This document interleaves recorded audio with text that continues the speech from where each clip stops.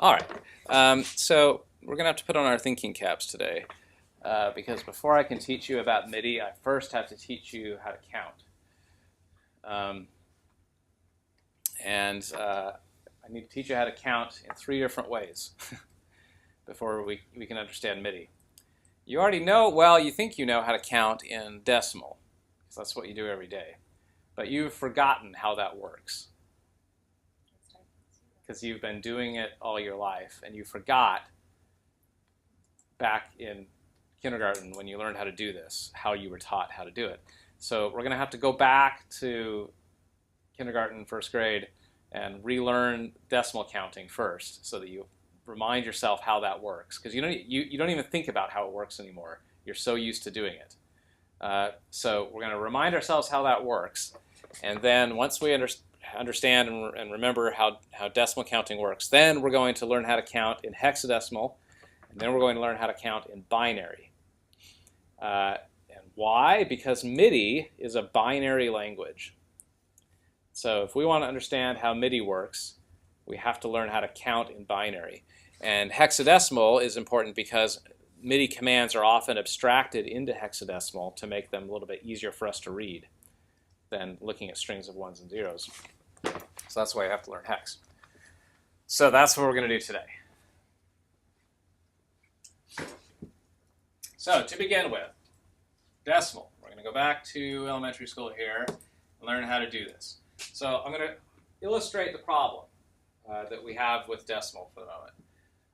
If I were to ask you how much is a dozen, what would you say? 12, right? You'd say, yeah, well, a dozen is 12. I know that all my life, right?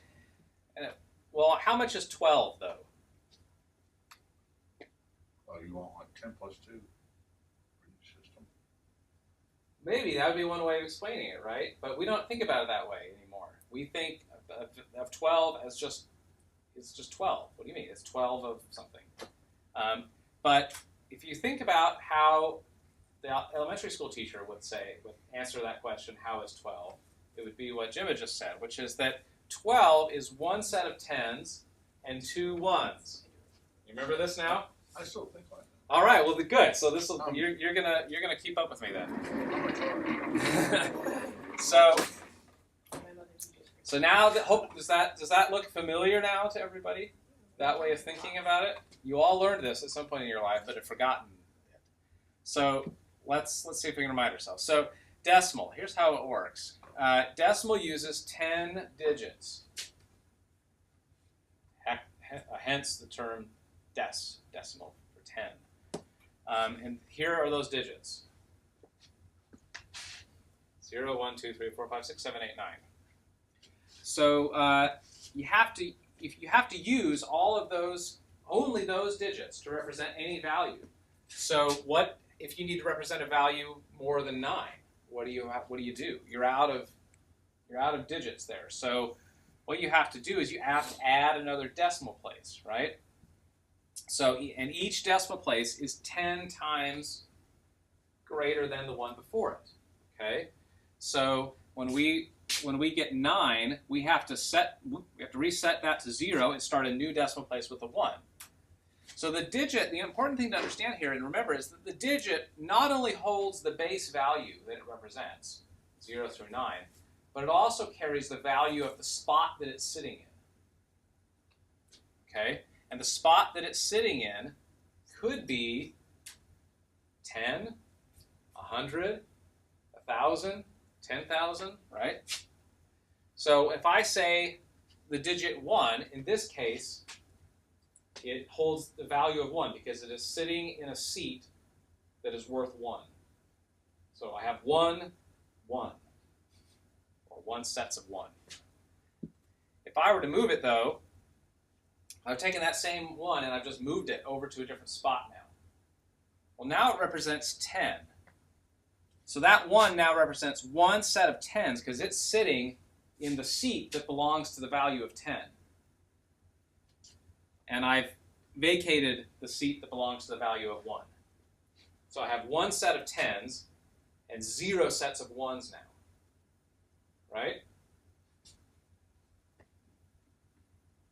If I move it again,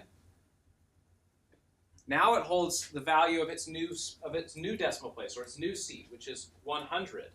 So you're used to looking at this string of numbers and just you say instantly, that's 100. But what it really is one set of hundreds, no sets of tens, and no sets of ones. Okay, and we've got to start thinking about numbers this way again in order to understand binary and hexadecimal. Okay? So no longer are we allowed to just look at that value and say that's 123.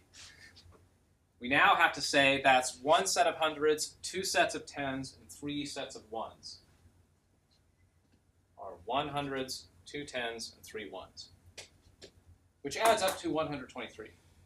Right? But we've got to get back to breaking it down. Yeah, okay, that's what I just said. All right, everybody with me? Got it? Corey, you with me? Mm-hmm. All right. So another important thing to understand is that 0 carries no value in itself. It's unique among the 10 digits we use in that it has no value.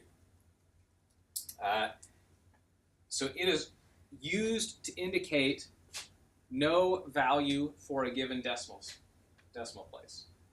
That it has no inherent value of its own.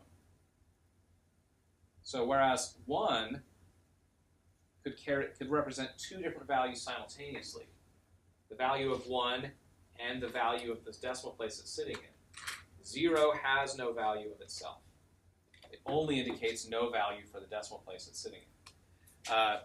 Which means that I could write the value of 123 as 0000123, and it would be the same thing, whether or not the zeros were there. Because all those zeros are indicating is that I don't have any 100,000s, I don't have any 10,000s, I don't have any thousands. This is another concept to keep in mind when we start looking at hexadecimal and binary, is you see this quite a bit, where we add those leading zeros in to indicate that we're not using those particular decimal places. Okay? All right. You ready for hexadecimal now? Now that we remember how to count in decimal? All right. Here we go. Be so excited. You're going to learn how to count in computer code. All right. So if we were to break this word down, hex means 6, and we already know that dec means 10. So knowing that, how many digits do you suppose we have to work with in hexadecimal? 16, right? So, yeah, so it's 16. You get 16 digits when you're working with hexadecimal. Here's what they are. 0, 1, 2, 3, 4, 5, 6, 7, 8, 9, A, B, C, D, E, F. Okay? So when we get to 9, we're not out of digits. We can keep going. So that A represents a value of 10. That B represents a value of 11. Oops, go back. Go back.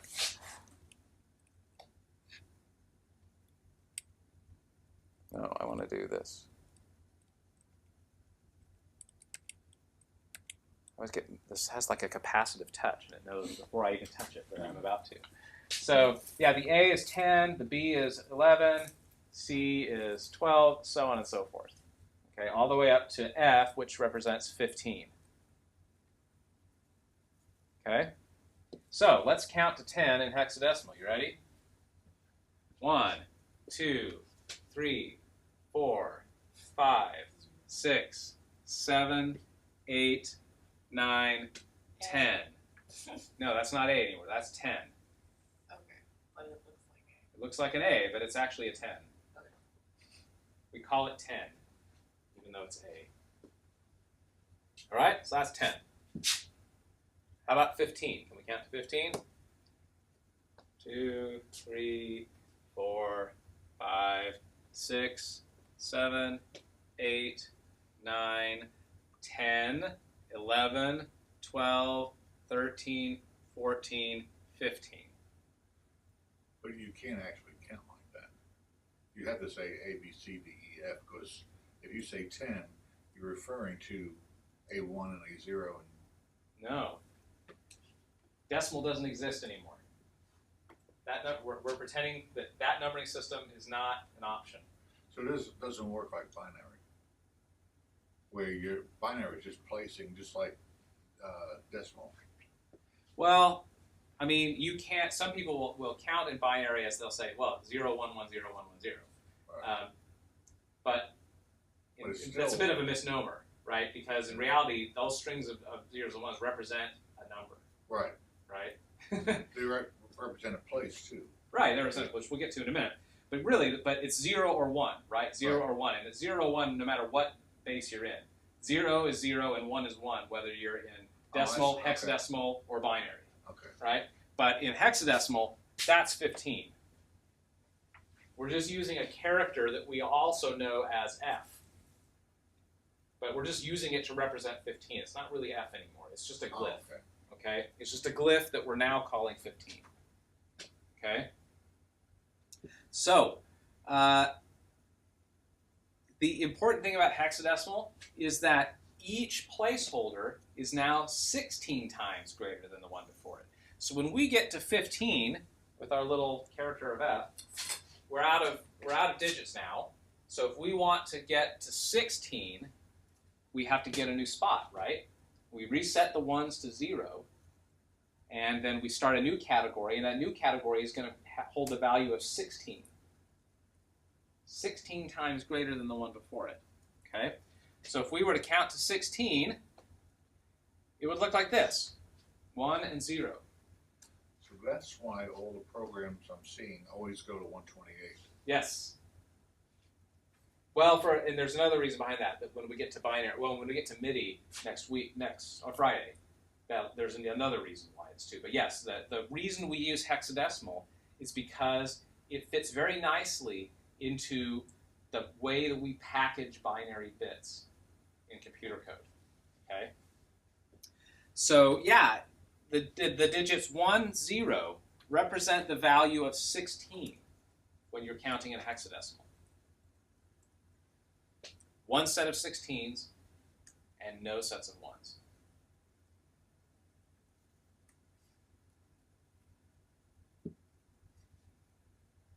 So looking at this value, 2, 0,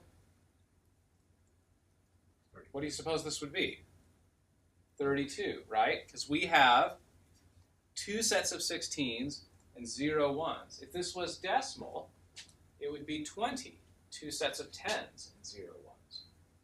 So from here on out, we're no longer allowed to just infer the numbering system we're using.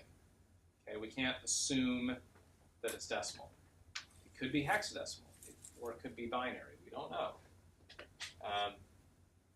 And we're going to be traversing these 3 different numbering systems throughout the rest of the semester. Okay? So if you ever see a value, you always need to ask, is that a decimal value, or a hexadecimal value, or a binary value? Because knowing that changes the value dramatically. That couldn't be a binary, though. This could not be binary, right? As we'll learn here in a little bit. This is either hexadecimal or decimal, or there are other numbering systems too. There's octal and other kinds of things. Oh yeah.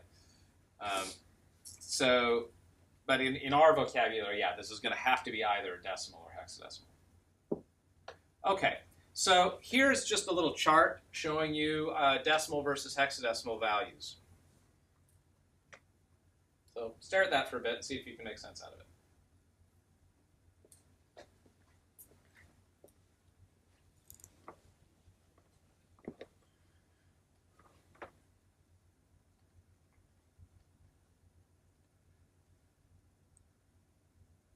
See anything that stumps you?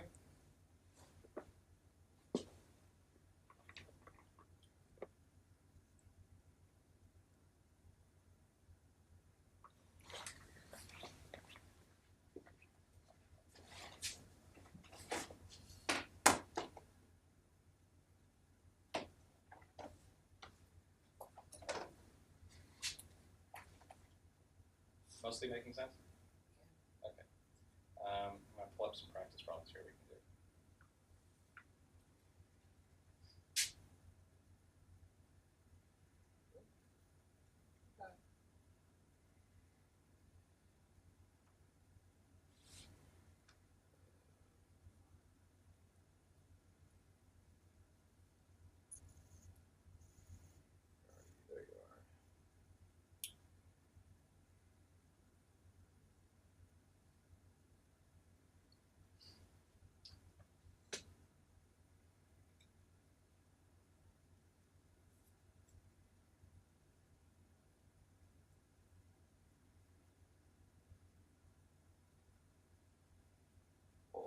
sound.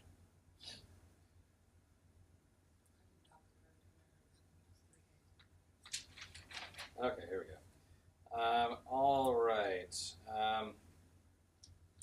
So now, now that you sort of see this, let's see if we can do a bit of these. Now, I'll go there yet.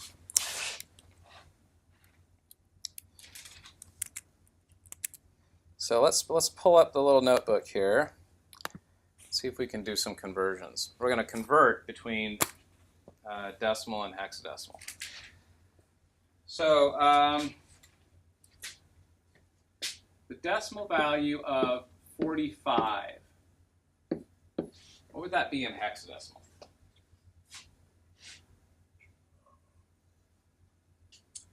Well, it's more than 15, right? Yeah. So we're going to need... 69. No. How many 16s could we get into there? 4 16s. No, because if we do No, only two. 2 16s, we get to 32, right? Right, and 4 16s is 64. Right, but we're looking for, this is decimal value. Decimal value of 45. Decimal value. Yeah. Oh, I'm sorry, I thought you said hex. No. Decimal value 45. Right. So we could get 2 16s out of that, right? And then how many ones would be left sorry. over? I misunderstood. Yeah, that's fine. 13. Yeah, so that would be 13 ones. So this would be 45. Yeah? Right. You were just looking for the same value. Yeah. Yep. That's all we're doing. We're just converting from one to the other. Okay. So let's try another one here. Decimal value of 52. What would that be in hexadecimal? Guesses?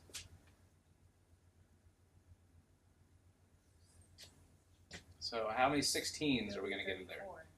34. You get 3. We can get 3 16s in there, and then we'd have 4 ones left over, right? So 52, not 34. You can't call it 34, it's 52 in hex. Well, how am I supposed to answer a question? You could say the digits 3 and 4. Okay. Excuse my jargon. Yeah, but it's an important mental thing you've got to do. Okay. Next one, decimal value of 23. How would we write 23 in hexadecimal? 1 and 7. Yeah, so 1 16 and 7 ones. You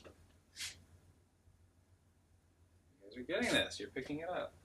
All right, how about decimal 81?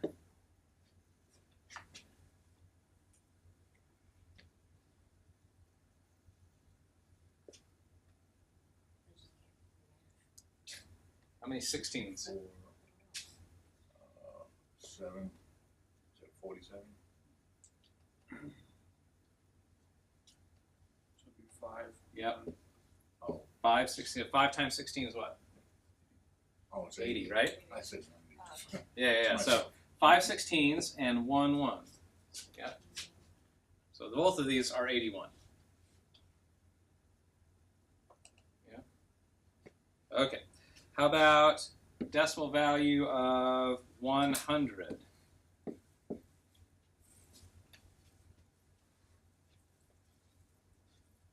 would be 6. 6 16s.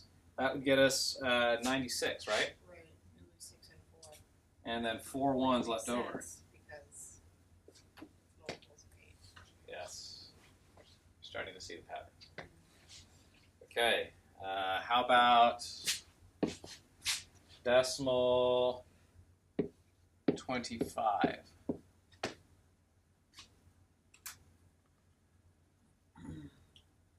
It's going to be 1 set of 16s.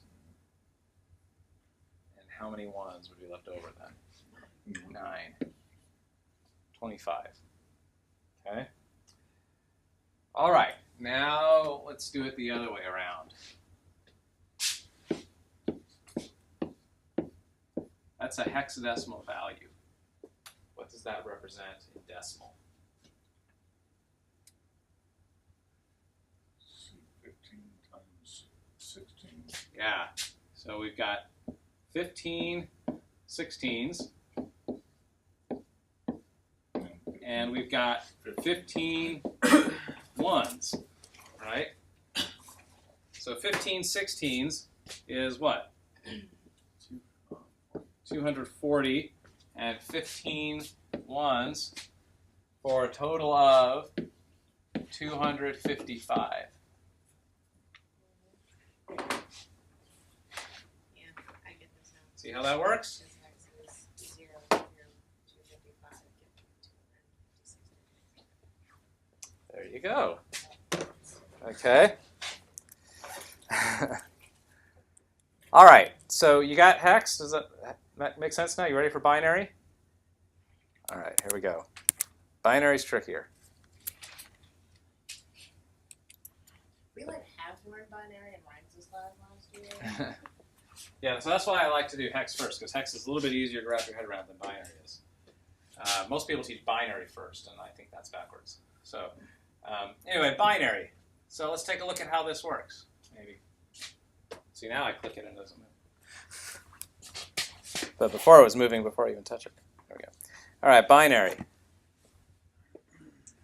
So bi means 2, which means in binary, it has a base 2 numbering system, which means you only get 2 digits to work with.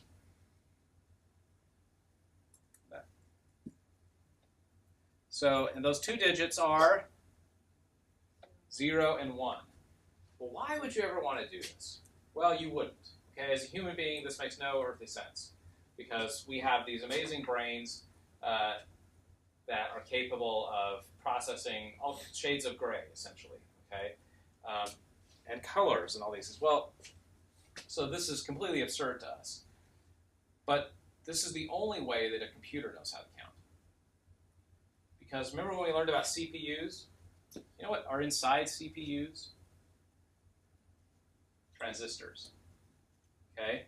And transistors just flip back and forth between 2 different states. That's all they do.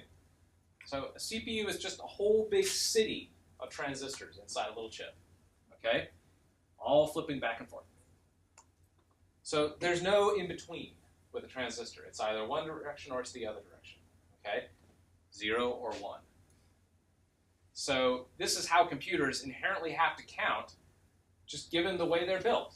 There's a fascinating little book if you ever want to learn about this concept of DNA computers.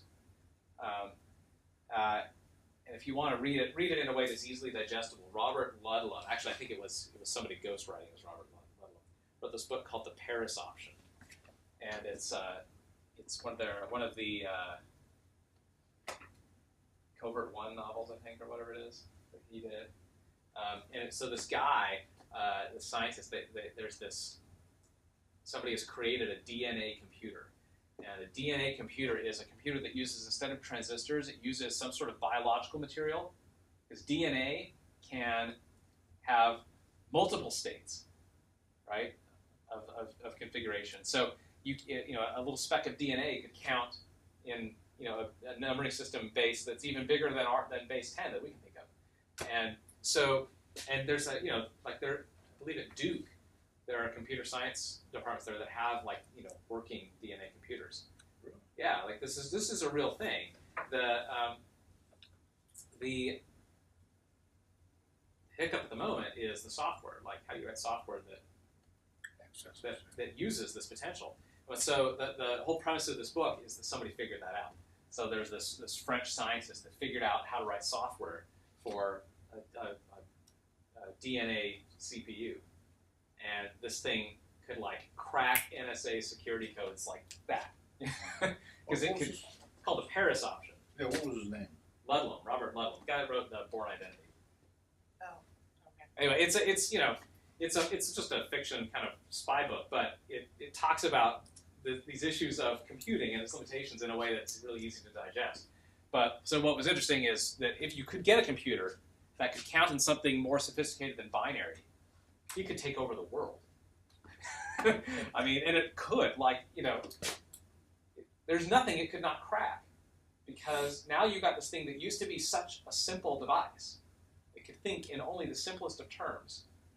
It can now process in a level of detail that is unachievable by modern computers that use transistors. So anyway, it's a fascinating book if you want to go read it. It's real quick reading, get through it.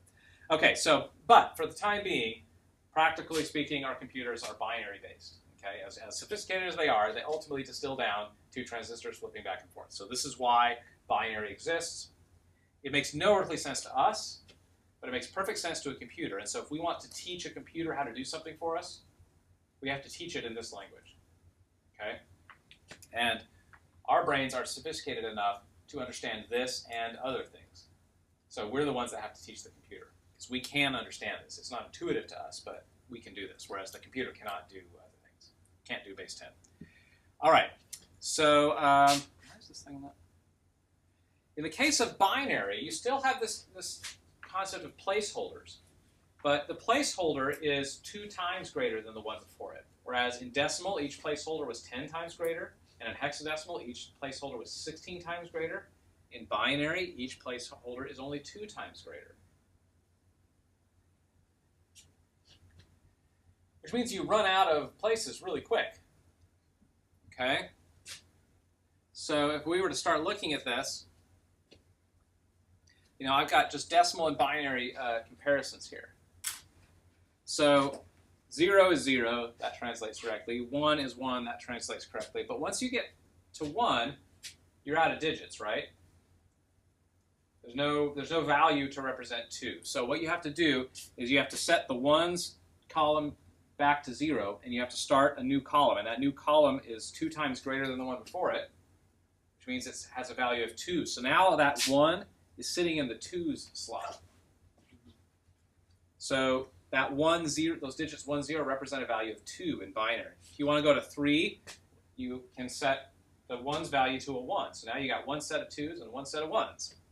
If you go to 4, you're out of digits again, right? So you hit 1 at the two placeholders you have. So you're going to reset those both to 0, start a third placeholder that now has a value of 4. So 1, 0, 0 is a value of 4. One set of 4's, no sets of 2's, no sets of 1's. So on and so forth, and you keep going on. So now I've got all the way to the value of 11, which is one set of 8's, no 4's, one set of 2's, and one set of 1's. So this is a horribly inefficient numbering system. But computers are not so much about efficiency. They're about simplicity. So that's why we're doing the hexi, because hexi, each one of those is a multiple of 4. Yeah, so ultimately in computers, they group these binary digits into clumps of 8. Okay? That's called a byte. Okay, so when you get like megabytes, kilobytes, gigabytes, we're talking about how many groups of 8 bits do you have. And that's, computers look at it, the smallest chunk they look at is 8. Okay, so that's where hexadecimal translates really well directly to that. So it's an abstraction that makes more sense to us. Okay, so let's try and do this now. So compare these values. 1, 0. This could represent any one of 3 different values depending on the number system we're dealing with. If it's decimal, that's 10. One set of 10's and no 1's. If it's hexadecimal, it's 16. One set of 16's, no 1's. If it's binary, it's only 2. One set of 2's, no sets of 1's. Okay? All right, so remember that concept of leading zeros? So this comes into play quite a bit in binary. Given that computers look at numbers in chunks of 8 bits, you end up with these leading zeros like this. So the value of 1, this is only using 6 digits, but you could extrapolate that onto 8. So each placeholder is twice that of the one before it. So the first one is carries the value of 1. You got 2's, 4's, 8's, 16's, 32's, and you go on. 64's, 128's, so on and so forth. So to get the value of 5, you would have one set of 4s, no 2s, no 1s, no 8s, no 16s, no 32s. Okay? Make sense? So far, anyway? When you run it like that, it's real easy. Yeah, it's not so bad, right? It's 0, just 0 or 1. Yeah. Okay, so let's do some of these now. Now that we sort of get this, hopefully.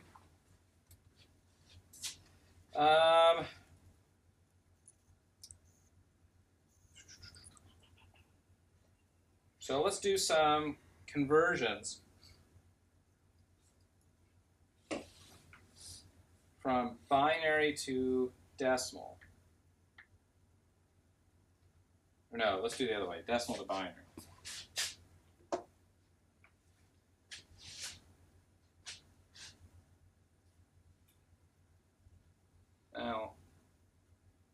Now, we'll do one binary first. Okay, so if I did a 1, 1, 0, 0, what's that going to be in decimal? Well, one way I like to think about this is when I'm looking at a big string of binary digits, I like to label the placeholders. So these are 1s, 2s, 4s, 8s, right? Which means this is a value of, I've got an 8 and I got a 4, no 2s and no 1s. So 8 plus 4, 12. So yeah, that's a value of 12. Okay? Let's go the other way now. So decimal value of 4, what would that be in binary?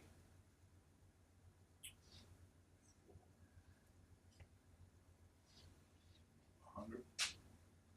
Well, so we'd have 1, 0, 0. Yeah, one set of 4s, no 2s, no 1s. Decimal 15.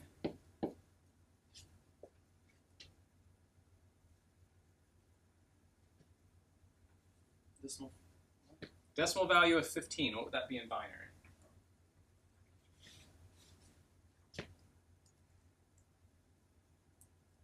Here's a clue.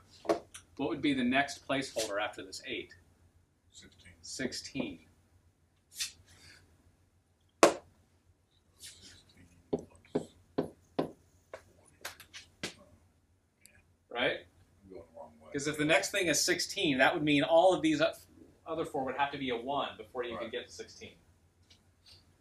So you got an 8, a 4, a 2, and a 1 gets you 15.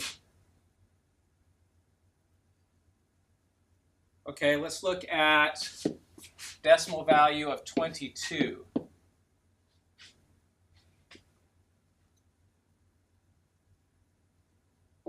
Let's write out the placeholders here. So we've got 1s, 2s, 4s, 8s, 16s, 32s. That should give us enough. All right, how many 32s do we need?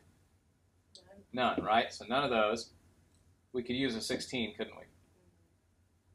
Could we use an 8? No, an 8 would bust us, right? 6 left over. An 8 would bust us, so we can't do that. But we can use a 4 and a 2, and we don't need a 1, right?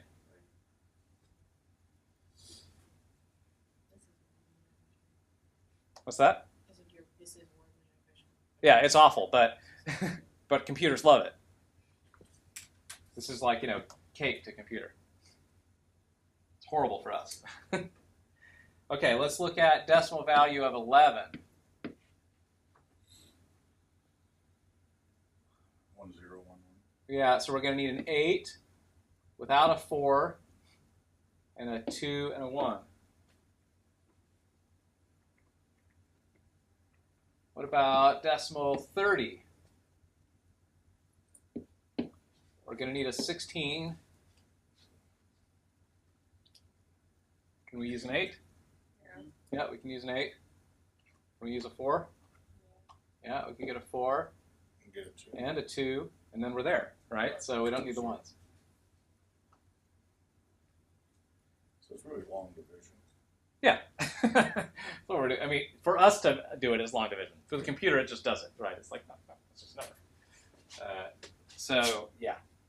All right, what about decimal value of 8? Well, we have a placeholder for 8, don't we? Right? So that's going to be a 1 And then no 4s, no 2s, no 1s. Okay, here's the only easy one. Well, there's 2 easy ones. Decimal value of 1. Binary ones. So 0 and 1 are the only ones that translate directly without having to do anything. Okay, let's go the other way again now. So how about binary 1, 0, 1, 0, 1.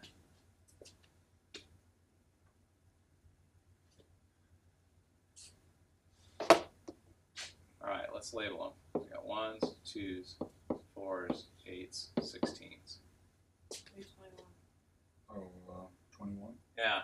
So we've got 16 and a 4 and a 1, which gets you 21. You got it.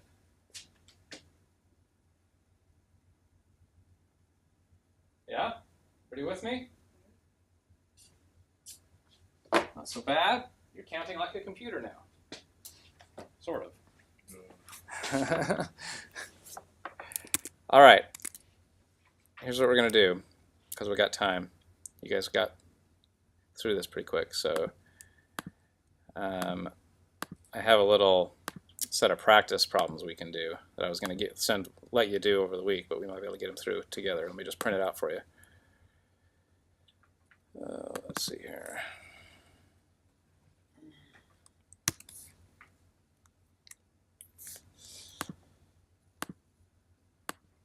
There's 3 of us. I'll email it to the rest of the people.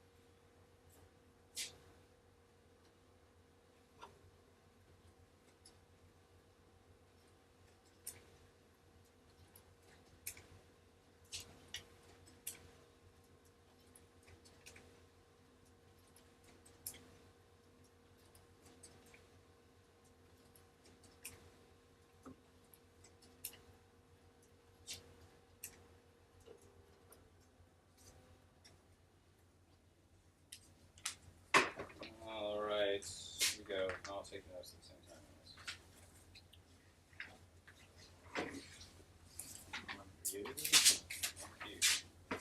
All right, so let's do some of these.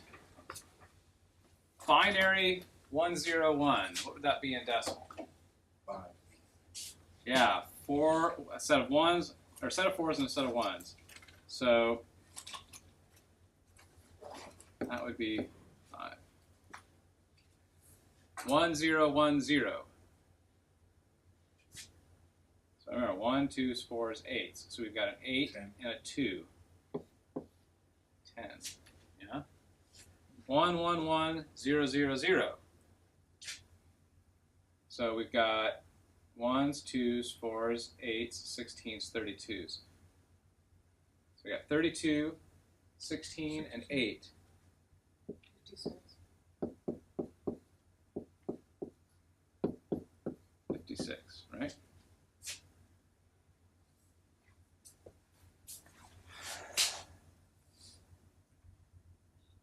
Oh, that's confusing.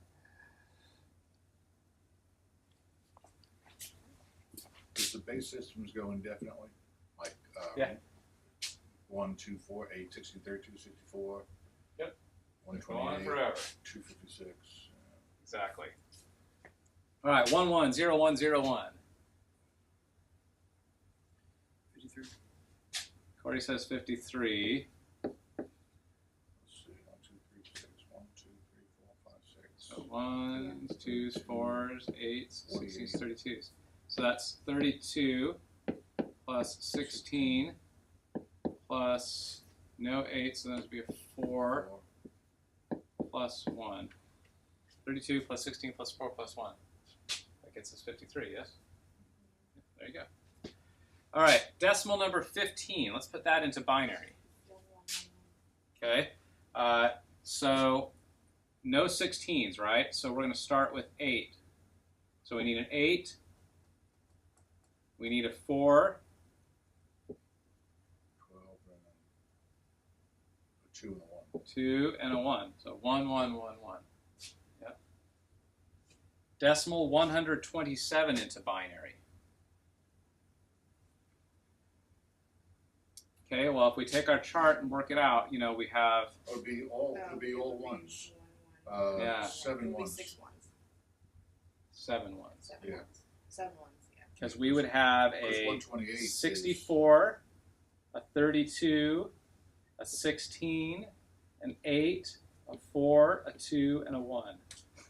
Yeah, because 128 is the Yeah. next system up, Yep. so I just subtracted 1. Exactly. Yep.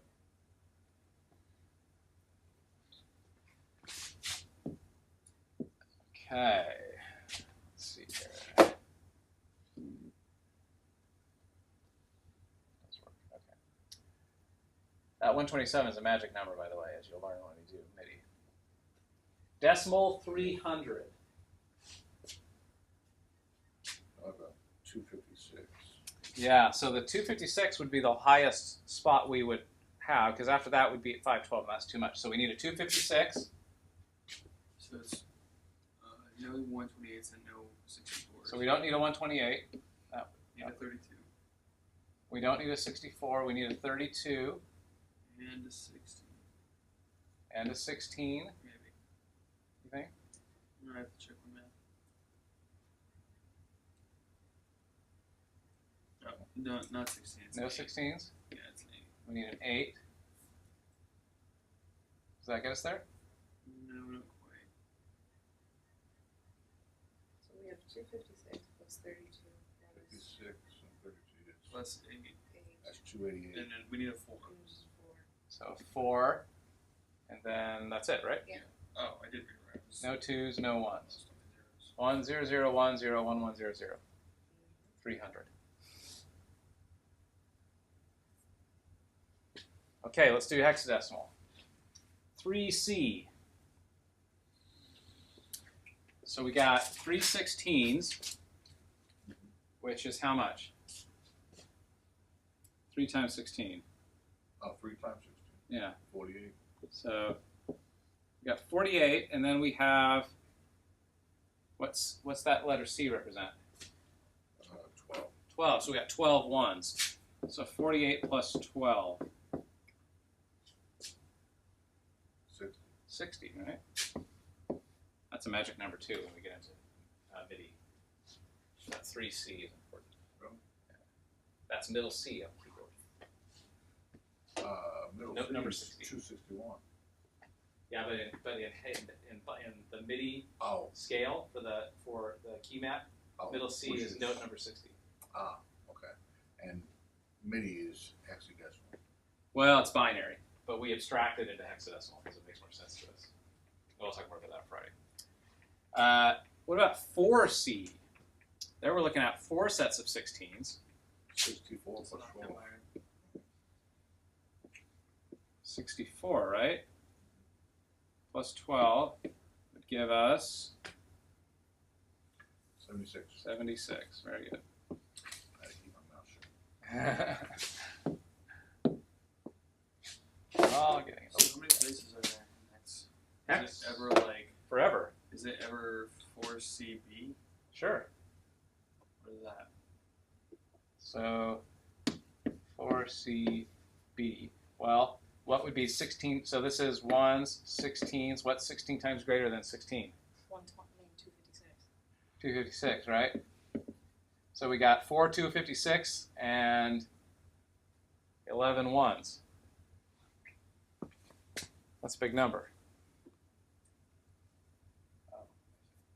Right? So 4 times So 256. that's 4 times 256, and then 12 times 16, Yeah. and then Plus 11. 11 times plus 11 ones. Yeah. Yep. Wow. That's a big number. Yeah. Okay. So the next place after 256 is going to be absurd. Yeah, so 256 times 16. You could get it for me. I'm too old for it. 1096. 4096. Seen that number? Yeah, that's a number you might see from time to time. When you get 4 gigs of RAM, you're actually getting 4,096 megabytes as opposed to just 4,000.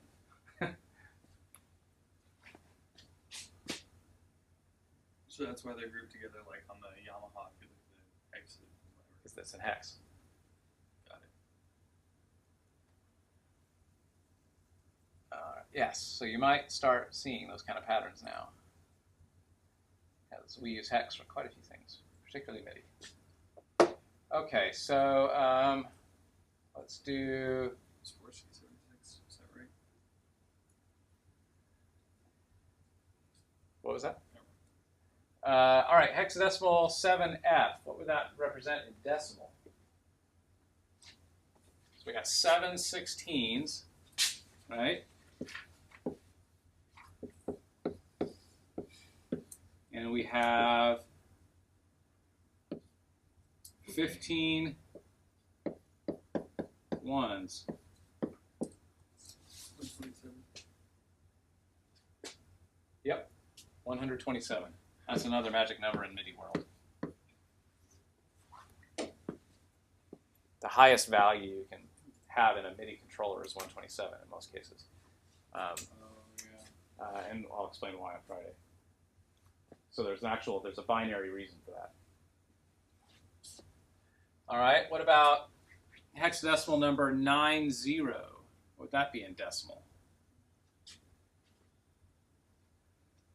So that's going to be 9 16s and 0 1s. What did you say it was? 144. 144. 9 times 16 is 144. Decimal number 230 into hexadecimal.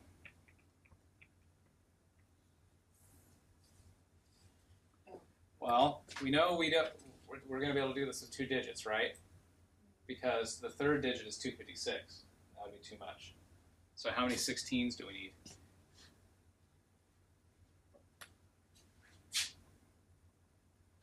Take 230 and divide it by 16 and take the whole number. 14? Which would be E. Yeah, so that would be A is 10, B is 11, C is 12, D is 13, E is 14. So yeah, E would be our first digit. And then how many do we have left?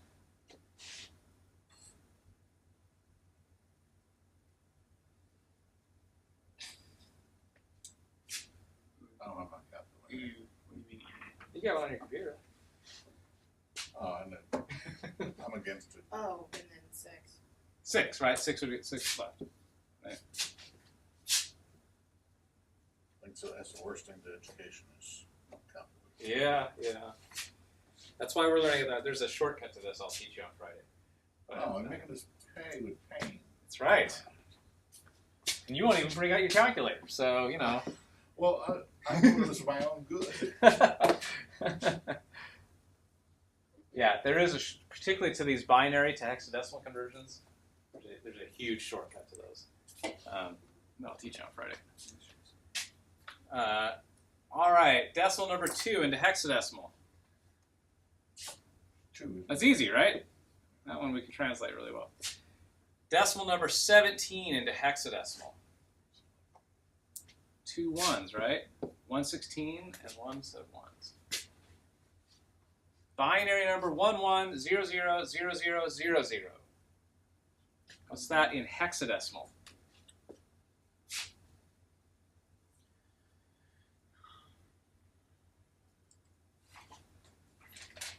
Be quite a few thousands.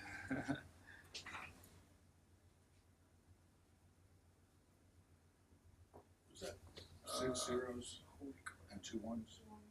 Yep, 6 zeros and 2 ones. So we've got 1s, 2s. Do I have to convert it to? Wait a second. 32, Do I have to convert it 64, to decimal first? 4, 5, 6, 7. Unless you can do it in your head like this.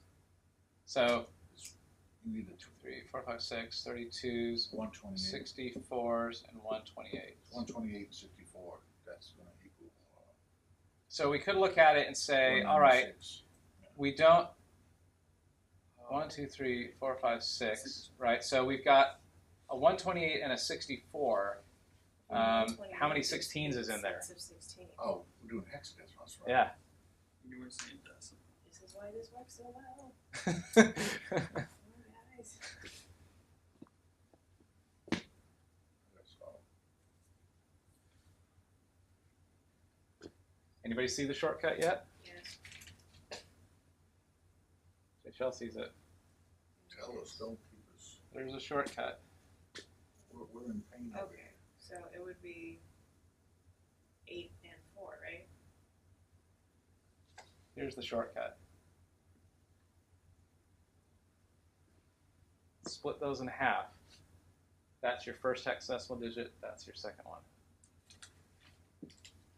0. What would that be? So that's an 8 and a 12. 4, 12. which would be C, right?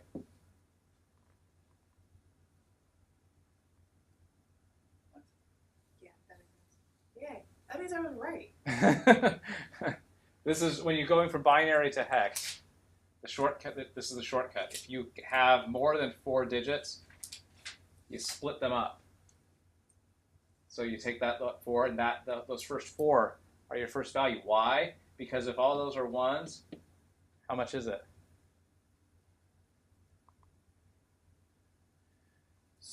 Oh, 15. All those are ones. 15, right?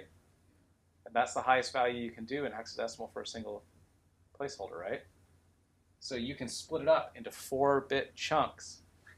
And then you're only converting 4-bit values as opposed to 8-bit values or 16-bit values, and it's much easier.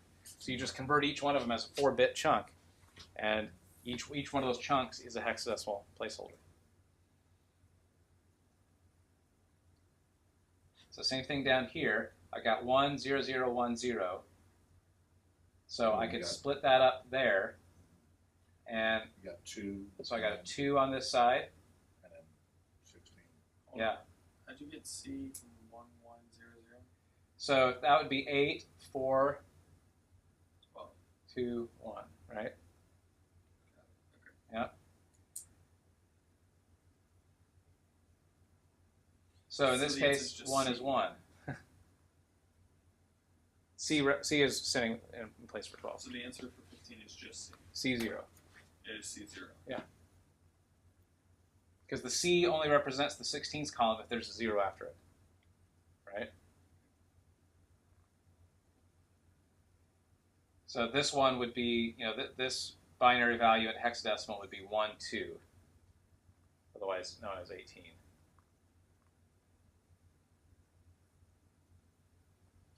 So the next one is 1 and 15. Yeah, let me scroll and see that.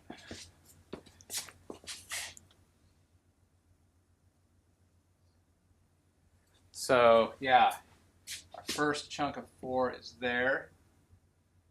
So that's going to be an F, right? That's going to be a 1. So 1F. Otherwise known as... Rejected from the army?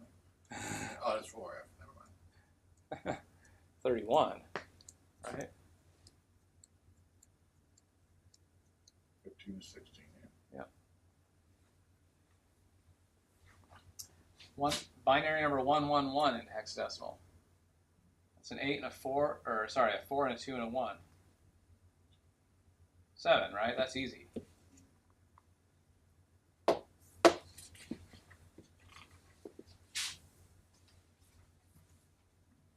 Let's see here.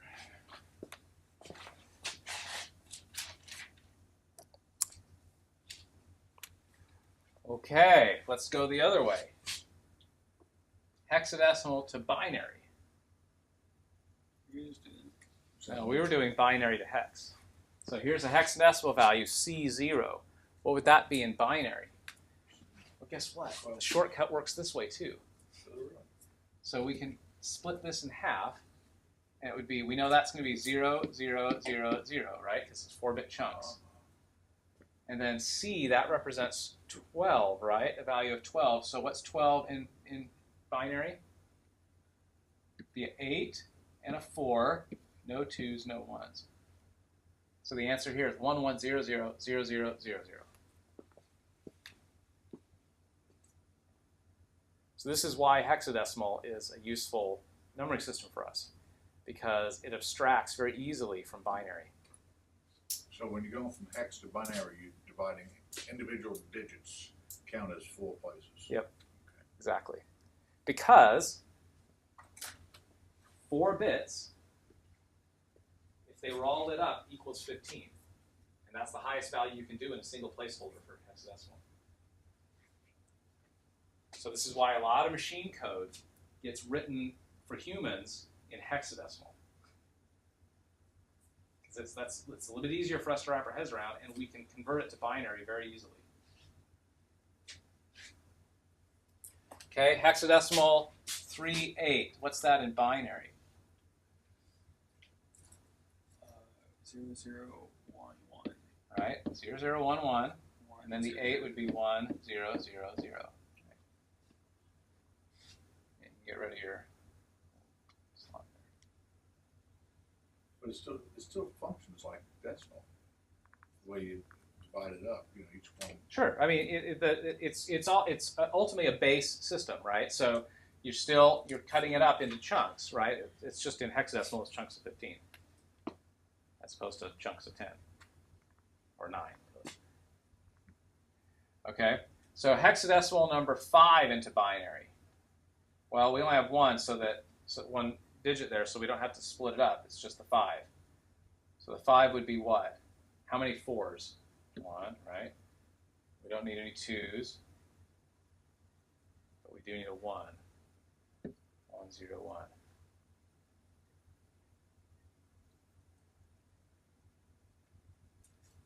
I missed 17 and 18. Can I just hear the answers?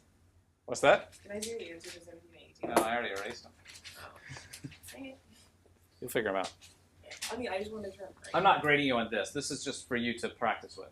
I'm going to ultimately send you out a little Blackboard test to do that'll quiz you on this kind of stuff. I'll send that out next week probably. And it's very much like this. It just gives you a bunch of these conversions. You go back and forth between the different numbering systems. All right, hexadecimal number F8. What would that be in binary? 1, 1, 1. Yeah, we know the F would be all 4 bits at 1, right? So 1, 2, 3, 4. So there's our first. And then the 8 would be... 8 is one of our binary placeholders, right? 0, 1. So it would be 1, 0, 0, 0. An 8, but no 4s, no 2s, and no 1s.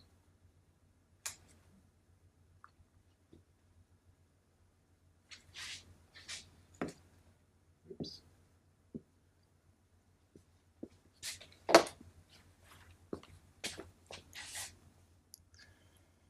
And that's it. That's all of them. All right, making sense? Mm-hmm. We can do this, right? We can think like computers. So the sneak peek here for Friday we're going to talk about MIDI. And what MIDI is attempting to do is it's attempting to take all the variables of music performance and distill them down to binary values. So all the things that it has nothing to do with the sound that gets made. MIDI is all about the actions that a performer makes. So if a performer or a musician is sitting there playing the piano, what are the actions they are doing to play that instrument? And we need to figure out a way to turn all of those actions into binary values. What about the cursing? The what? Cursing. When you Yeah, exactly. Put that in value. So, but that's what MIDI does. is it's attempting to teach a computer how to perform music. Okay, which is what MIDI does. So a computer playing a MIDI file is a computer performing music. It's not playing an audio file.